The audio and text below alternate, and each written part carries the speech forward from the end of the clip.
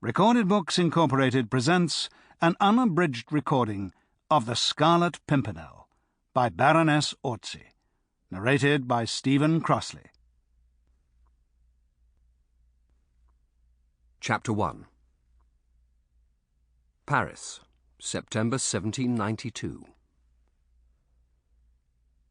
A surging, seething, murmuring crowd of beings that are human only in name, for to the eye and ear they seem naught but savage creatures, animated by vile passions and by the lust of vengeance and of hate. The hour, some little time before sunset, and the place, the West Barricade, at the very spot where, a decade later, a proud tyrant raised an undying monument to the nation's glory and his own vanity. During the greater part of the day, the guillotine had been kept busy at its ghastly work. All that France had boasted of in the past centuries of ancient names and blue blood had paid toll to her desire for liberty and for fraternity. The carnage had only ceased at this late hour of the day because there were other more interesting sights for the people to witness, a little while before the final closing of the barricades for the night.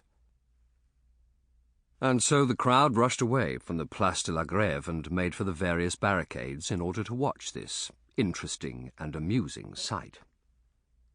It was to be seen every day, for those aristos were such fools. They were traitors to the people, of course, all of them, men, women, and children, who happened to be descendants of the great men who, since the Crusades, had made the glory of France, her old noblesse. Their ancestors had oppressed the people, had crushed them under the scarlet heels of their dainty buckled shoes, and now the people had become the rulers of France, and crushed their former masters. Not beneath their heels, for they went shoeless, mostly in these days, but beneath the more effectual weight, the knife of the guillotine. And daily, hourly, the hideous instrument of torture claimed its many victims, old men, young women, tiny children, even until the day when it would finally demand the head of a king and of a beautiful young queen. But this was as it should be.